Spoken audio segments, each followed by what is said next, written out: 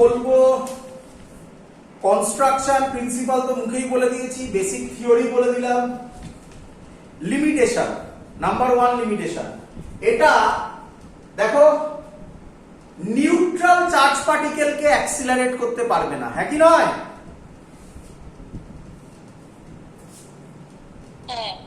আরে নিউট্রাল হলে প্লাস আর minus, minus দিয়ে কে অ্যাট্রাক্ট করবে? ইনিশিয়ালি অ্যাট্রাকশন যদি না হয় তো গল্প ওখানেই শেষ হয়ে গেল।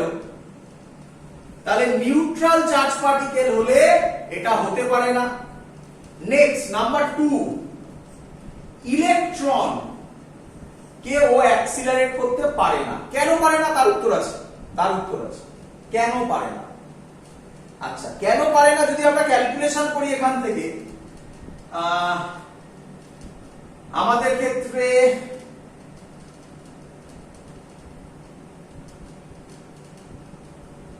আচ্ছা তার আগে এখান থেকে একটা জিনিস একটু আমরা করে নেব। এখান থেকে আরেকটা জিনিস হয়, এটা নোটে লেখা নেই, একটু করে নেবে, এটা একটু অ্যাড করে নেবে নোটে। কি দেখো তোমরা সবাই বুঝতে পারবে, v ইজ ইকুয়াল টু হবে qbr/m। তাহলে কাইনেটিক এনার্জি হবে হাফ m v স্কয়ার, এটা একটু অ্যাড করে নেবে, হাফ m v স্কয়ারের জায়গায় লিখবে q square b square r square by m square. তাহলে হবে q square b square r square by 2m। এটা একটু করে নেবে, এটা আমি করিয়ে দিয়েছিলাম, ইয়েতে করিয়ে দিয়েছিলাম, মনে করে দেখবে ওই থিটা ইজ ইকুয়াল টু 0 180 আগের ভিডিওতে দেখবে কাইনেটিক এনার্জি বার করে দেখিয়েছিলাম। এটাই হচ্ছে সেই ভ্যালুটা, এখানে করা নেই, নোটে করা নেই, এটা একটু অ্যাড করে দেবে এখানে, নয়তো এটা বোঝাতে পারবো না। ক্লিয়ার? চলো এবার বুঝবে, চলো তাকাও। দেখো ইকুয়েশন থেকে বোঝা যাচ্ছে কাইনেটিক এনার্জি মাসের সাথে ইনভার্সলি প্রপোর্শনাল। কাইনেটিক এনার্জি মাসের সাথে ইনভার্সলি প্রপোর্শনাল, হ্যাঁ কি নয়? যদি মাস কমে কাইনেটিক এনার্জি কি হবে? বাড়বে। তাহলে আমি পরিষ্কার বলতে পারি, যদি মাস কমে, ইলেকট্রনের মাস প্রোটনের থেকে অনেক কম, তাহলে ইলেকট্রনকে একটু এনার্জি দিলেই ওর কাইনেটিক এনার্জি এত হয়ে যাবে যে ওটা লাইটের মানে ওর স্পিড লাইটের স্পিডের কাছে চলে যাবে। তখন রিলেটিভিস্টিক মাসের ফর্মুলা আগে তোমরা শুনেছো 1 - v square by c square. তাহলে মাস তখন ইনক্রিজ করে যাবে, মাস যদি ইনক্রিজ করে যায় তখন তাকে আরো ঘোরাতে পারবে না। এটাই রিজন ইলেকট্রনকে কেন অ্যাক্সিলারেট করা যায় না। ক্লিয়ার আইডিয়া সবার? আবার বলছি, ইকুয়েশন থেকে পরিষ্কার বোঝা যাচ্ছে কি যে kinetic energy is inversely proportional to mass. তাহলে আমি কি বলতে পারি যে মাস যদি কমে খুব তাড়াতাড়ি কাইনেটিক এনার্জিটা বেড়ে যাবে? ইলেকট্রনের মাস প্রোটনের থেকে কম, -31 ইলেকট্রনের, প্রোটনের -27। তাহলে যদি ইলেকট্রনের মাস কম হয় তাহলে অল্প এনার্জিতেই ওর ভেলোসিটি লাইটের স্পিডের কাছে চলে যাবে। লাইটের স্পিডের কাছে না যাক, কম্পারেবল হয়ে যাবে, লাইটের কাছাকাছি চলে যাবে। সি না হোক c/2 c/5 এরকম কিছু হবে। যদি হয়ে যায় তাহলে মাস তো আর কনস্ট্যান্ট থাকবে না, ওই যে formula relativistic mass m is equal to m0√1 - v square by c square. ভেবে দেখো, v যদি c হয়ে যায় তাহলে তো মাস ইনফিনিটি হয়ে যাবে। এবার ভাবো ইনফিনিটি মাসকে তখন কি আর তুমি ঘোরাতে পারবে না? ওর মাসের জন্য একটা mg আসবে, সেই আবার অনেক ডিফিকাল্ট হয়ে যাবে, তাকে ঘোরানোর জন্য হিউজ এনার্জি লাগবে, যেটা এখানে প্রোভাইড করা পসিবল নয়। ক্লিয়ার? দ্যাটস ওয়াই হ্যাঁ স্পিডের জন্য মাসটা ইনফিনিটি চলে যাচ্ছে। শুনতে পাইনি?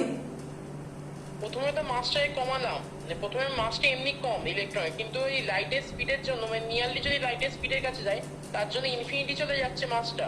মাসটা যদি কম হয় তাহলে খুব তাড়াতাড়ি অল্প এনার্জিতে ওর ভেলোসিটিটা কম্পারেবল অফ সি এর স্পিড হয়ে যাবে। হ্যাঁ স্যার। তাহলে ওর মাসটা চেঞ্জ হয়ে যাবে। আর মাস যদি চেঞ্জ হয়ে যায় মানে মাস বেড়ে যাবে। মাস ইনফিনিটি তো আমি বললাম যখন সি হবে, ভি এর ভ্যালু সি হবে, তার অনেক আগেই ঘটনাটা ঘটে যাবে। মাস যদি বেড়ে যায় তাকে রোটেট করাবে কিভাবে তখন? তখন তো আমার সেই এনার্জিটাও হিউজ লাগবে না, কি হয়েছে? তাই আর তখন তাকে রোটেট করাতে পারবে না, পুরো সিস্টেমটা ব্রেকডাউন হয়ে যাবে। দ্যাটস ওয়াই নিউট্রাল পার্টিকেলকে অ্যাক্সিলারেট করে না, ইলেকট্রনকে অ্যাক্সিলারেট করে না। আর কেউ কেউ বলে পজিটিভ চার্জ পার্টিকেলকে তো অ্যাক্সিলারেট করে, কিন্তু পজিটিভ চার্জ পার্টিকেলকেও লাইটের স্পিডের কাছে নেওয়া যাবে না, তাহলেও তো একই প্রবলেম হবে, হ্যাঁ কি নয়? হ্যাঁ। তাহলে ওটাকেও লাইটের স্পিডের কাছে নেওয়া যাবে না, লাইটের স্পিডের থেকে যথেষ্ট কম রাখতে হবে। চলো এবার কোশ্চেন হচ্ছে ইউজেস কি? ইউজেস হচ্ছে প্রথম সব থেকে বড় জিনিস হচ্ছে বিভিন্ন ধরনের আইসোটোপের কাজে লাগে। তারপরে হচ্ছে কোনো অ্যাটমের মধ্যে আয়নকে ঢোকাতে গেলে কাজে লাগে।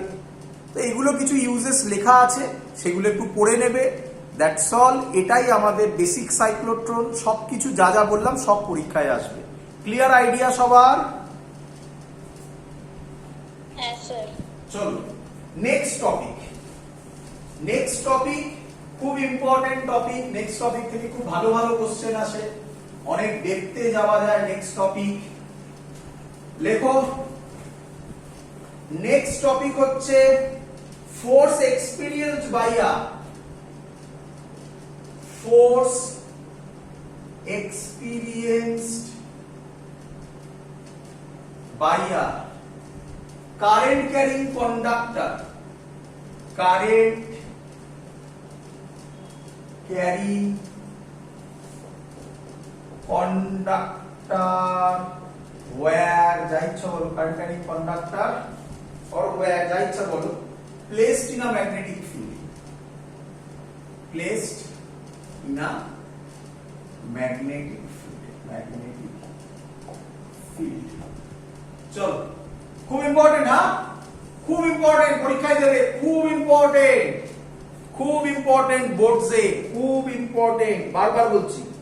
এটাও নোটে করা আছে, এটা সাইক্লোট্রনের আগে করা আছে তোমাদের আমার নোটে, ভালো করে বুঝবে।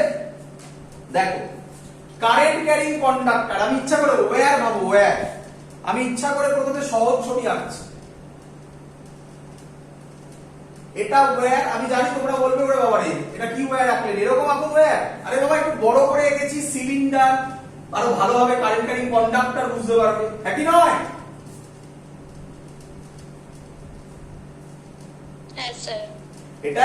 এটাকে জুম করে এঁকেছি, বড় করে এঁকেছি। ধরছি এর মধ্যে কারেন্ট যাচ্ছে, এইদিকে কত কারেন্ট? I current. কোথায় প্লেস করা হয়েছে current? Force experienced by current carrying conductor placed in a magnetic field. ধরে নিচ্ছি ম্যাগনেটিক ফিল্ড হচ্ছে ইনসাইডে, ম্যাগনেটিক ফিল্ড হচ্ছে inside, perpendicular to the plane of the paper, acting inwards, এটা বি ম্যাগনেটিক ফিল্ড। ক্লিয়ার সবার? হ্যাঁ স্যার। ভালো করে বুঝো, একদম সহজ জিনিস, ভালো করে বুঝো।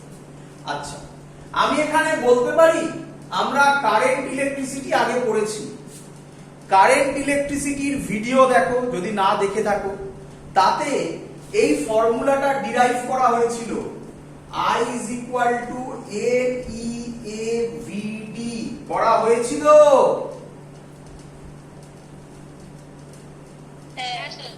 যদি হয়ে থাকে কে আমাকে বলবে N মানে কি? Number of electron. ভুল। এই number of turns, number of না, আবার নাম্বার অফ টার্নস ম্যাগনেটিক ফিল্ডে ছিল, তাও ভুল বলেছিস, ওটা তাও নাম্বার অফ টার্নস ছিল না। হ্যাঁ পার ভলিউম। হ্যাঁ বল। Number of electrons per volume. একদম, আমি বারবার বলছি এটা ভুলিও না, এটা দেবেই পরীক্ষা এখান থেকে। N ছিল number of electrons per unit volume, শর্টে লিখলাম ভি মানে ভলিউম। আর কেউ আমাকে এক্ষুনি বললো এর মানে নাম্বার অফ টার্নস, ওটা ছিল সলিনয়েডে, টরয়েডে, ওটাও ভুল বলেছিস। এনটা নাম্বার অফ টার্নস নয়, এন ছিল স্মল এ, ছিল number of turns per unit length, হ্যাঁ কি নয়? এই জায়গাগুলো ভুল যেন না হয় এটাই পরীক্ষায় দেবে, তো বলেই তো দিচ্ছি ভুল এখানে করছিস শিখে নে, পরীক্ষায় এটাই দেবে। পরীক্ষা এরকম পর্যন্ত কোশ্চেন এসছে, write down the expression of current with respect to drift velocity and write down the name of each term. এই রকম এই পুরো এই কোশ্চেনটা এসছে, তার অ্যানসার হচ্ছে লিখবি I is equal to NEFD, লিখবে এর মানে হচ্ছে number of electrons per unit volume. আর এগুলোতে কেউ ভুল করবে না। E মানে হচ্ছে charge of an electron, A মানে cross sectional area of the conductor, VD মানে ড্রিফট ভেলোসিটি, এটার জন্য শুধু দেবে। বারবার বলছি, ভালো করে শুনে নাও।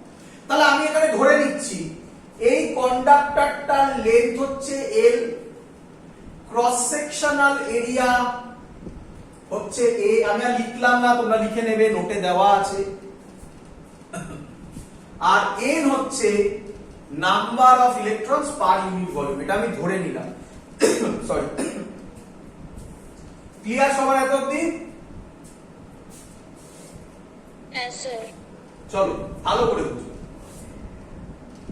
প্রথমে আগে আমাকে বলো, প্রথমে তোমাদের আমি শিখিয়েছিলাম রাইট হ্যান্ড পাম্প রুল, রাইট হ্যান্ড পাম্প শিখিয়েছিলাম।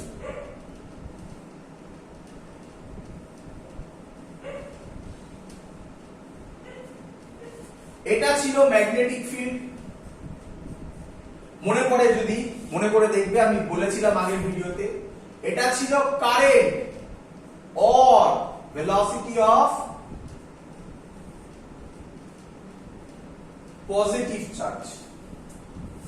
চলো আগে আমরা করে নিই। আর তাহলে এই জায়গাটা মানে পাম্পটা হবে ডাইরেকশন অফ ফোর্স। চলো করে নিই আমরা। বলো আগে আই এদিকে, তাই এই এটা হলো ম্যাগনেটিক ফিল্ড, বলো ফোর্স কোন দিকে? উপরে। আপওয়ার্ডস। আপওয়ার্ডস। তাহলে এটা হলো ফোর্সের ডাইরেকশন। চলো ভালো করে বুঝো। এবার আগে প্রথমে করে নেবো, এই ছবিটাকে একটু চেঞ্জ করব। যাই হোক এখন আগে করে নি, তারপরে বলছি, জেনারেল করব পরে, মানে এটা বোঝানোর জন্য সহজ। এখানে আমাকে বলো তোমরা প্রথমে, আমি লিখতে পারি কিনা, ফার্স্টে আমাকে বলো ভলিউম, আমি কোশ্চেন করবো তোমরা অ্যানসার দেবে। Volume of the conductor, length L, area A, volume কত? L AL, একদম clear. Number of electrons per unit ভলিউমে N, so total number of electrons in that conductor কে বলবে? NL। Very good. Unitary method হচ্ছে তো, একই নয়। এটা না ইন্টিগ্রেশন দিয়ে একটা করানো যায়, এবং ইন্টিগ্রেশনে একটা খুব সুন্দর কনসেপ্ট বেরোবে, পরে দেখাবো সেটা। আমার মনে হয় এই মেথডটাতে তোমরা বেশি সহজ হোক, পরীক্ষায় যখন দেয় এই মেথডটা করে আসবে, ইজি, কিছুই নেই। ইন্টিগ্রেশন মেথডটা খুব ইম্পর্টেন্ট, ব্যাকে গিয়ে পরে বোঝাবো, খুব ইম্পর্টেন্ট, একটা অঙ্কে লাগবে, খুব ইম্পর্টেন্ট একটা টাইপ, পরে বোঝাচ্ছি সেটা। বলে এত অবধি ক্লিয়ার? হ্যাঁ স্যার। একটা ইলেকট্রনের চার্জ, ওগুলো আগে লিখে দিতে হবে, একটা ইলেকট্রনের চার্জ ই ধরলাম, জানো? তাহলে টোটাল চার্জ কত হবে?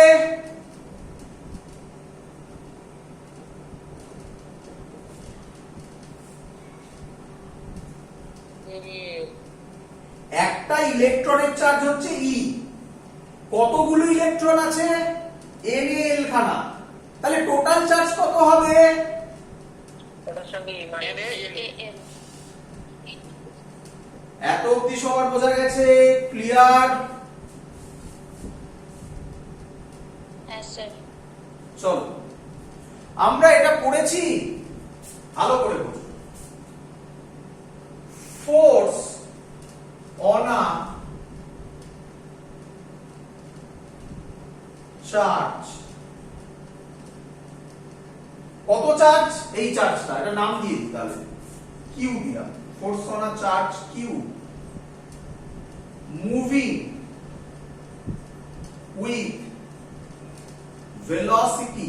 ভালো করে বোঝো, কারেন্ট মুভ করলে কোন ভেলোসিটিতে মুভ হয়?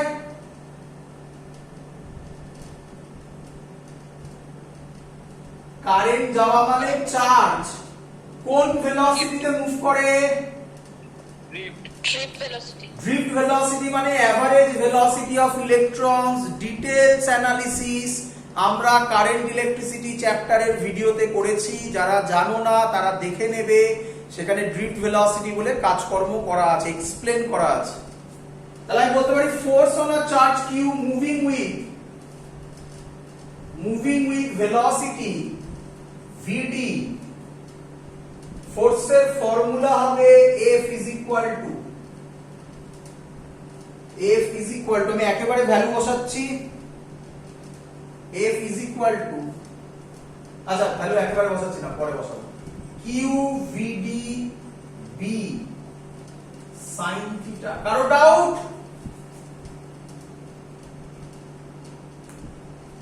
না sir. Clear?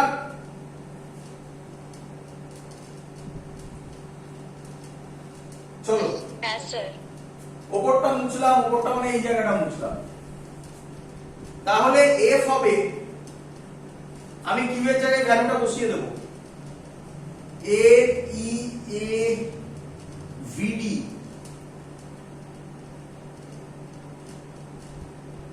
L B sin theta. দেখো একটু সাজিয়ে নিয়েছি, এই কিউ এর এই ভ্যালুটা আমি এখানে পুট করেছি, দেখো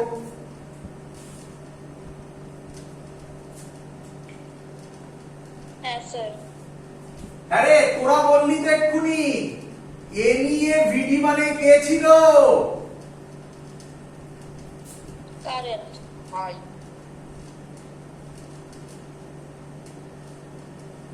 এই হলো আমার আজকে থেকে ফর্মুলা। মুখস্থ চাই, মুখস্থ চাই। কেউ আমায় বলবি, একটু ভালো করে ভেবে বল, কেউ আমায় বলবি থিটাটা কার কার মধ্যেকার অ্যাঙ্গেল?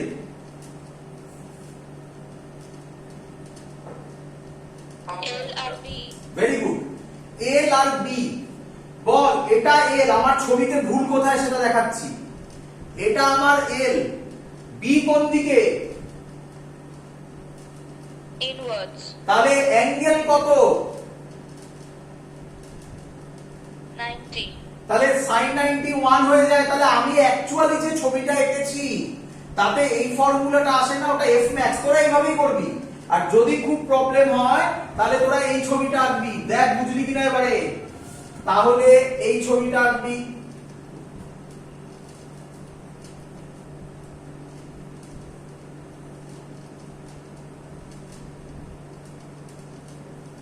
এবার বোঝা যাচ্ছে?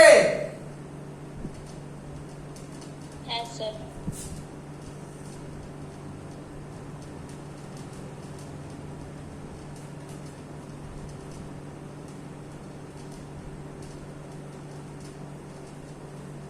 ক্লিয়ার? মানে ছবিটা কিন্তু তাও ভুল আছে, কিন্তু ওই ছবিটা আঁকা একটু ডিফিকাল্ট, একটু ভালো করে বোঝ, ভালো করে বোঝ। দেখ এটা আমার ম্যাগনেটিক ফিল্ড, আমি যেটা আঁকতে চাইছি এটা আমার ম্যাগনেটিক ফিল্ড, আমি যেটা আঁকতে চাইছি পেনটা হচ্ছে কন্ডাক্টর, এরকম হবে। দেখ ছবিটা একই নয়? এ দেখ এটা থিটা হবে। ক্লিয়ার? হ্যাঁ স্যার। তো এইটা আমি আঁকতে চাইছি, সেটা এখানে এভাবে তো আমি ভেতরে তো ঢোকাতে পারবো না, তাই এভাবে এঁকেছি, আর কিছু করার নেই। যাই হোক, দরকার নেই, এভাবেই ভাব। এবার ভালো করে দেখ, তাহলে এফ হবে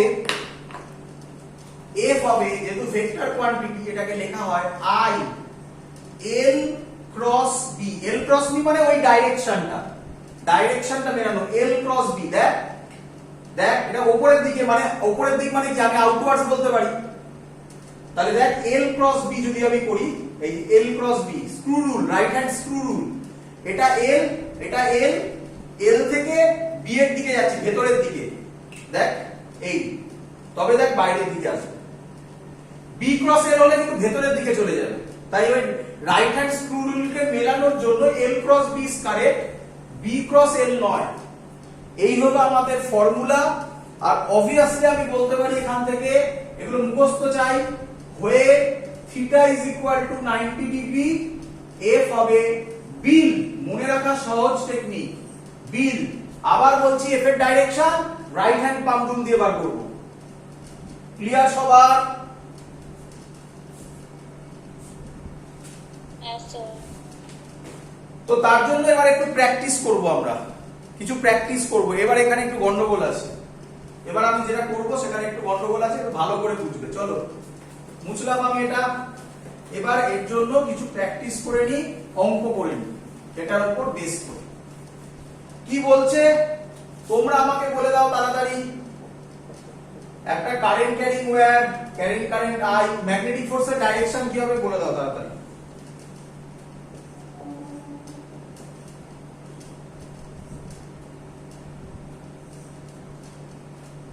বলো কিরকম ডাইরেকশন হবে, তাড়াতাড়ি বলো।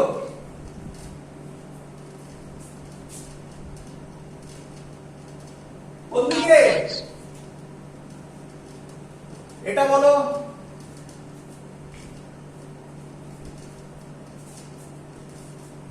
দেখো এই যে ডাউনওয়ার্ডস। ডাউনওয়ার্ডস নয়, ডাউনওয়ার্ডস কেন? এরকম হলে তো ডাউনওয়ার্ডস হতো, Outwards. এরকম হলে ডাউনওয়ার্ডস হতো। এটা তো একটা অ্যাঙ্গেলে আছে, এরকম হবে তো, নাকি নয়? হ্যাঁ স্যার। তাহলে ডাউনওয়ার্ডস কেন বলছো? এরকম বলো, এটা 90 ডিগ্রি। কি বুঝলে কি বুঝলে না? আরে বাবা, Yes, sir. এটা হলে তো ডাউনওয়ার্ডস হতো, এটা তো অ্যাঙ্গেলে আছে একটুখানি। Downwards diagonal. হ্যাঁ, এটা অ্যাঙ্গেলে আছে, এটা হলে তো তোমার ডাউনওয়ার্ডস হতো, একই নয় বলো? এই যে হ্যাঁ স্যার। তাহলে এটা তো অ্যাঙ্গেলে আছে, বুঝো? তাহলে এই অ্যাঙ্গেলটা 90 ডিগ্রি, অ্যাঙ্গেল করবে না?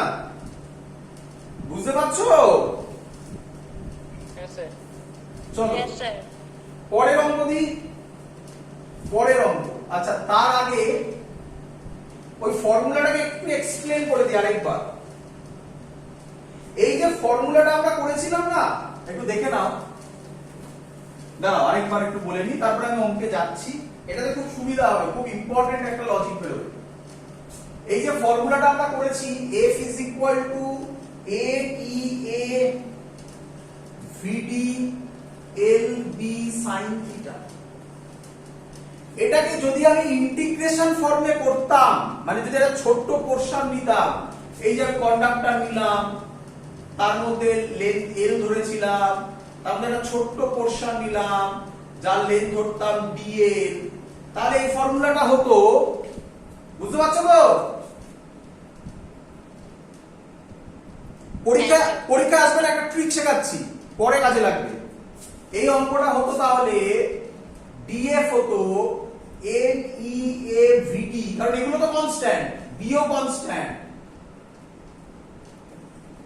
sin theta DL, এটার ইন্টিগ্রেশন হতো, এটার ইন্টিগ্রেশন হতো। বলো এটা বুঝলে কিনা?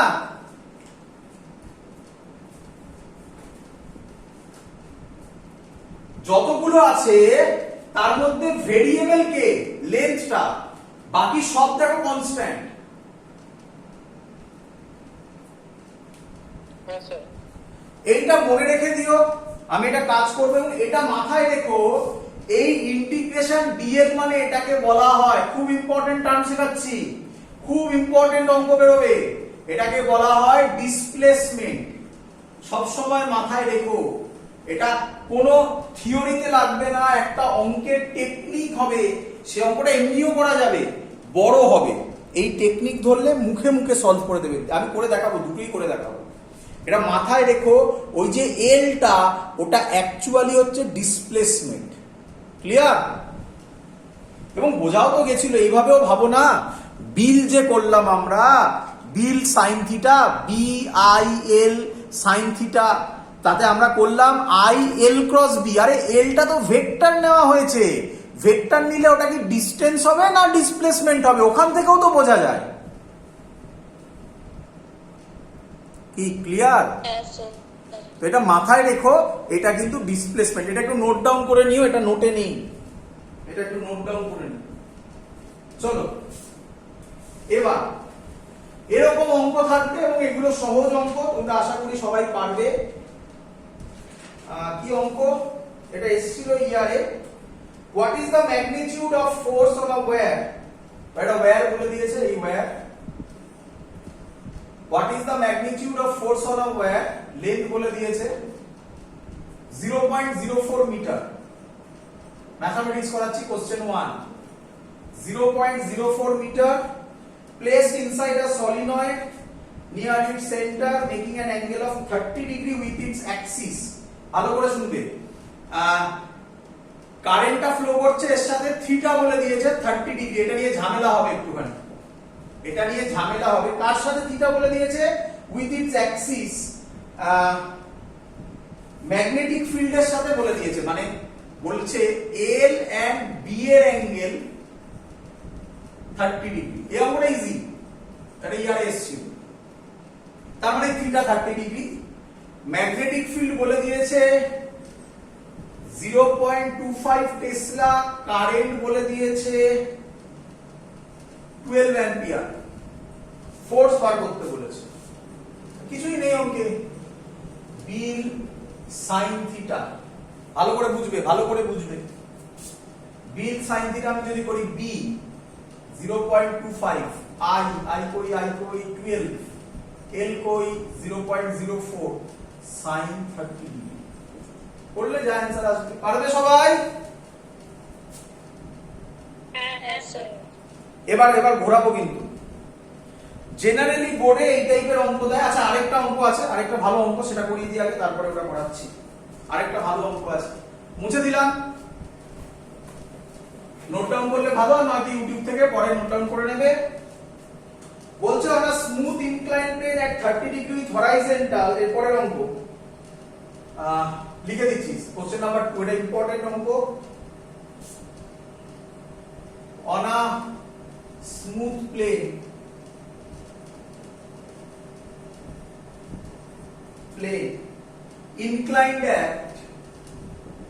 inclined at 30 degree with horizontal, a thin current carrying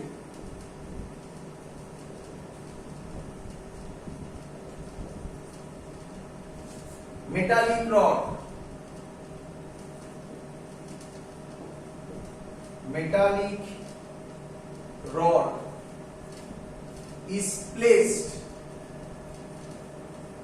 parallel to horizontal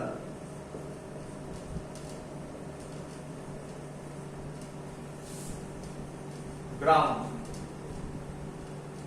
The plane is located in a uniform magnetic field of, শর্টে বলে দিচ্ছি, ম্যাগনেটিক ফিল্ড কত বলা আছে? 0.15 Tesla in the vertical direction, in the vertical direction. For what value of current? Find current, question mark দিলাম, so that the rod remains stationary, so that the rod remains stationary. Force, mass per unit length দেওয়া আছে of the rod, mass per unit length of rod 0.03 kg per meter। NCERT question, এটা NCERT question খুব দেয়, ভালো করে বুঝে নাও, একটু অন্যরকম, ভালো করে বুঝো। আগে অঙ্কটা পড়তে হবে ভালো করে। বলছে on a smooth plane inclined at 30 degree with horizontal, আমি আঁকছি 3D স্ট্রাকচার। আর thin current carrying metallic rod is placed parallel to horizontal. তার মানে কি রকম দাঁড়াচ্ছে? এটা 2D তে হলে এরকম হয়, বাট এটা বলেনি। বলেছে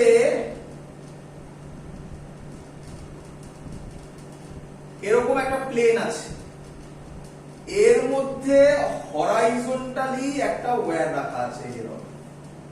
বলো বুঝতে পারলে সবাই? দেখাচ্ছি আমি করে। এই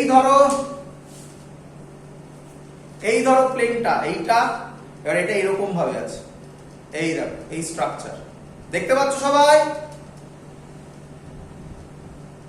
Yes, sir. এর মধ্যে রডটা আছে, এর মধ্যে এর ওপরে রডটা আছে, কিভাবে হরাইজন্টালি রাখা আছে এরকম। এই হলো তার ছবিটা। বাট আমরা এটাকে যদি 2D তে করি তাহলে ছবিটা আমি এরকম দেখতে পাবো। দেখো দেখি, এই রডের শুধু গোলটা উপর থেকে দেখতে পাবো যদি 2D তে দেখি, সামনে থেকে ফ্রন্ট ভিউ, একই নয়? Yes, sir. এবার বোঝো, এটাই মেইন ব্যাপার, আর কিছু নয়। আমি এখান থেকে যদি করি পরিষ্কার বোঝা যায়, এটা 30 ডিগ্রি হলে এই বরাবর হবে mg sin 30 ডিগ্রি। তোমরা জানো ইনক্লাইন প্লেন 11 এ প্রচুর বার করেছো। হ্যাঁ স্যার। এই বরাবর হবে mg cos 30 ডিগ্রি। এইটা হবে এর পারপেন্ডিকুলার n, নাকি নয়? Yes, sir. ম্যাগনেটিক ফিল্ড পরিষ্কার বলে দেওয়া আছে in the vertical direction. Vertical মানে এর ভার্টিক্যাল, এই দিকেই ম্যাগনেটিক ফিল্ডও আছে। তাহলে এবার দেখো লেন্থ, আমি ম্যাগনেটিক ফিল্ডের জন্য করছি, লেন্থ আমার এটাকে ধরছি আমি, লেন্থ এইটাকে। তাহলে দেখো এই হলো আমার ম্যাগনেটিক ফিল্ড, সরি এটা হলো লেন্থ, এই হলো আমার ম্যাগনেটিক ফিল্ড। আর লেন্থ না নিয়ে আমি এটাকে যদি কারেন্ট বলি তাহলে হবে ছবিটা এরকম। দেখ এই দেখ, কারেন্ট ভেতরের দিকে ঢুকছে, হ্যাঁ কি নয়? Yes, sir. থাম, কারেন্ট ভেতরের দিকে ঢুকছে মানে এর মধ্যে দিয়ে যাচ্ছে কারেন্ট, এই এর ভেতর দিয়ে। এইটা হলো আমার নরমাল মানে ম্যাগনেটিক ফিল্ড, তাহলে ফোর্স হবে এই দিকে, হ্যাঁ কি নয়?